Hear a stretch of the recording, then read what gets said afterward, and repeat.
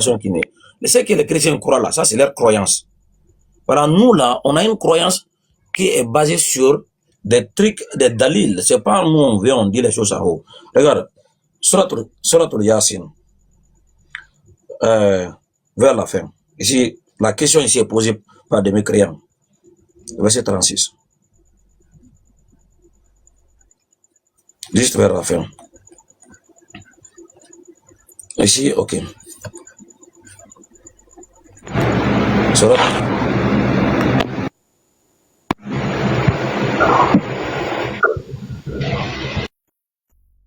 قل يحيي الذي أعوذ بالله من الشيطان الرجيم بسم الله الرحمن الرحيم قل يحيي الذي أنشأها أول مرة وهو بكل شيء وهو بكل خلق عليم. C'est la question. Et ils ont dit, je vais prendre la version française parce que c'est en anglais.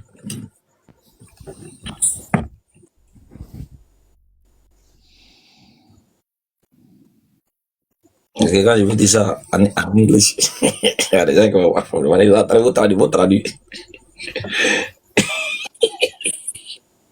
Vous traduire. Pour que cela ne va pas revenir, il faut que je prenne directement en français. Voilà, je lis là-bas direct. Voilà, voilà. Ici, c'est la question, le verset 79. Surat 36, verset 79. Dit. Ok, la question ici est en 78. وضرب لنا مثلا ونسي خلقه قل من هي قل وضرب لنا مثلا ونسي خلقه قال من يحيي عظاما وهي رميم. Ici la question.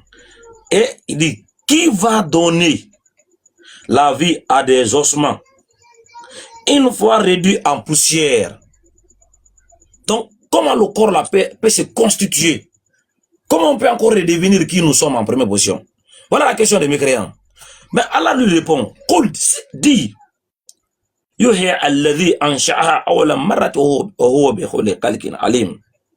c'est lui qui les a créés une première fois, leur redonnant la vie. Il se connaît parfaitement en toute création. Maintenant, ça veut dire ici, ce n'est pas une question de difficulté pour Allah. C'est lui qui les avait créés des niala. Et c'est lui qui va nous ramener encore exactement tel qu'on est. La confirmation encore dans la sourate al-Qiyamah, Allah dit c'est sourate 75. La sourate 75. Ici Allah dit, la uqsimu biyawm al-Qiyamah, wa la uqsimu bi nafsi lawama, ayahsabu al-insanu alla najma'a idama, bala qadirina ala an nusawwiya banana. Si. Bala qadirina ala an nusawwiya banana. Ici, j'ai lu ça la version française. Surat 75, le verset 4.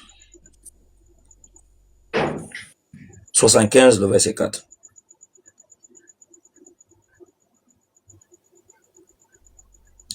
Ok. Ici, le Coran dit.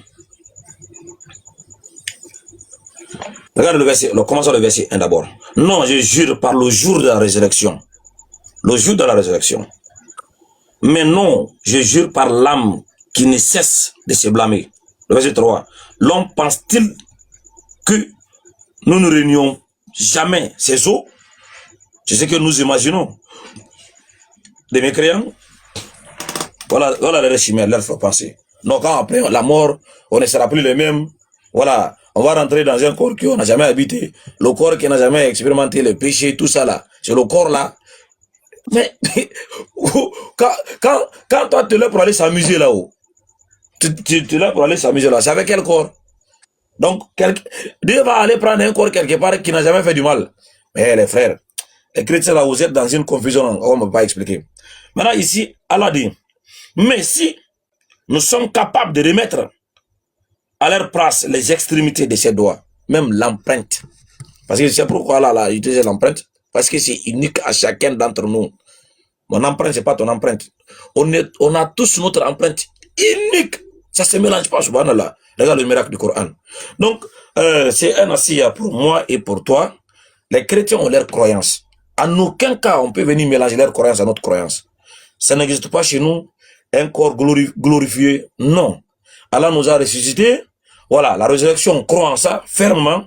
Et Allah va nous juger. Après le jugement, Allah par sa grâce, il va permettre ceux qui vont au paradis, par au paradis. Et Allah dit, on va manger des fruits frais. On va, tout ce que notre âme désire, Allah dit, nous allons l'avoir. On mange, on consomme tout. Voilà. On n'est pas comme eux. On n'est pas obligé d'être comme eux. C'est pas, on n'a pas la même croyance. On n'a même pas les mêmes livres, on n'a pas les mêmes sources. Donc, ceux qui croient là, c'est pour eux. Notre religion nous a enseigné qu'on sera ressuscité en corps et âme. On va apparaître devant Allah. Le sueur qui tombera dans nos fonds là, ça va sortir de quel corps? Et de là-bas, Allah va mettre l'ombre sur ceux qui seront sous sa miséricorde. C'est sur quel corps? Et de là-bas, ceux qui vont le paradis, pas au paradis. Et on va manger des fruits, on mange tout ce qui est l'eau, de lait, des miel. Qui va consommer ça? Donc, c'est un assiette, comme je dis, c'est un conseil pour moi et pour toi. Les chrétiens laissent leur croyance, leur système de corps glorifié là. Comme elle dit qu'elle ne savait pas que le verset là est dans la Bible où son corps glorifié à bouffer du poisson, des rôtis et du miel. Elle ne savait pas ça. Bon, elle va aller vérifier. Donc, je pense qu'on n'a même pas besoin de rentrer dans ça. Inch'Allah.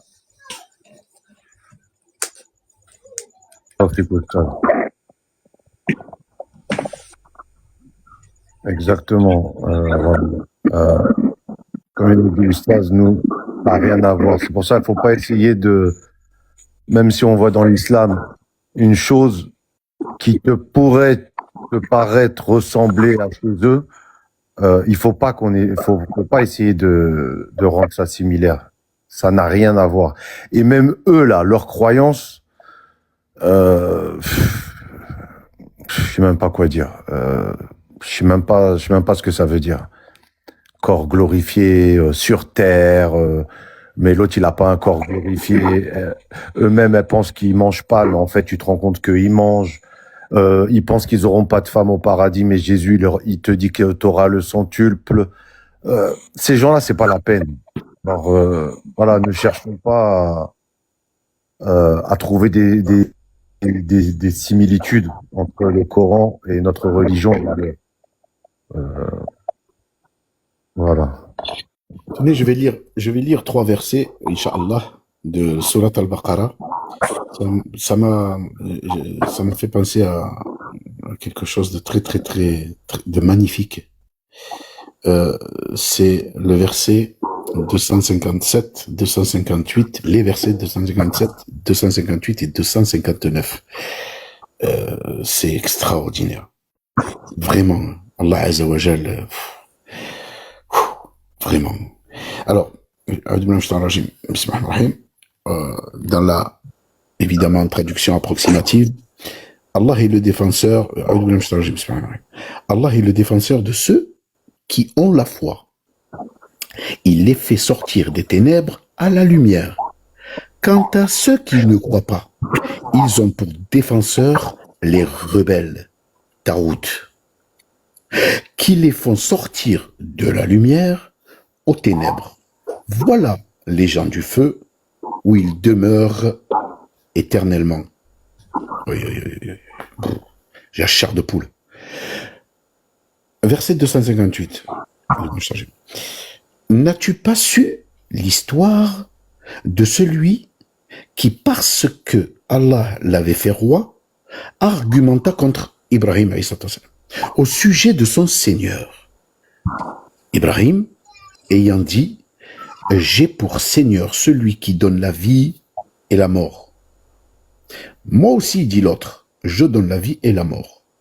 Alors dit Ibrahim, puisqu'Allah fait venir le soleil du levant,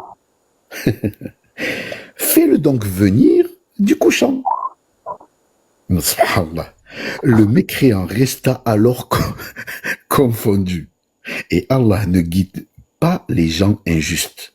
Et le dernier verset que je vais vous lire, 259 de Sourate 2 Al-Baqarah, ou comme celui qui passait par un village désert et dévasté. Comment Allah va-t-il redonner la vie à celui-ci après sa mort? Dit-il. Allah donc le fit mourir et le garde ainsi pendant 100 ans. Puis il le ressuscite en disant, combien de temps as-tu demeuré ainsi? Je suis resté un jour, dit l'autre, ou une partie de la journée. Non, dit Allah, tu es resté 100 ans. Regarde donc ta nourriture et ta boisson. Rien ne s'est gâté, mais regarde ton âne. Et pour faire de toi un signe pour les gens, et regarde ses ossements. Comment nous les rassemblons, et les revêtons de chair.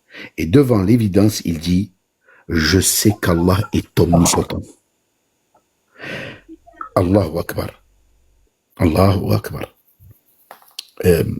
Voilà un récit, deux récits qui te mettent directement dans le bain et qui t'annoncent qui est le créateur des cieux et de la terre. Quelle puissance il a. Qu'est-ce qu'il est capable? Il est capable de tout. C'est lui, l'audient, l'omniscient, l'omnipotent. Et jamais de notre vie, nous dirons qu'il est, comme disait le patient René, omniprésent. C'est une honte, c'est un blasphème. Allahu Akbar. Voilà le créateur des cieux et de la terre. Voilà le créateur de toutes choses, Azza wa Jal. Le créateur des djinns et des hommes pour qu'ils l'adorent, pour que nous l'adorons. L'omniscient, il sait tout. Avant, pendant et après. Où que ce soit. Et rien n'est caché devant ses yeux. Elle qui disait, mais comment au paradis on va faire ça devant Allah, mais devant Dieu? Mais ma grande, mais même là, pourquoi tu te poses pas la question? Mais ici, Dieu voit tout, je lui ai dit. Dieu, il voit tout, il sait tout. Pourquoi tu crées un problème où il n'y en a pas? Mais Inch'Allah, on va Inch'Allah réussir avec un peu de sabre et un peu de patience, on va faire petit à petit un travail avec cette personne-là.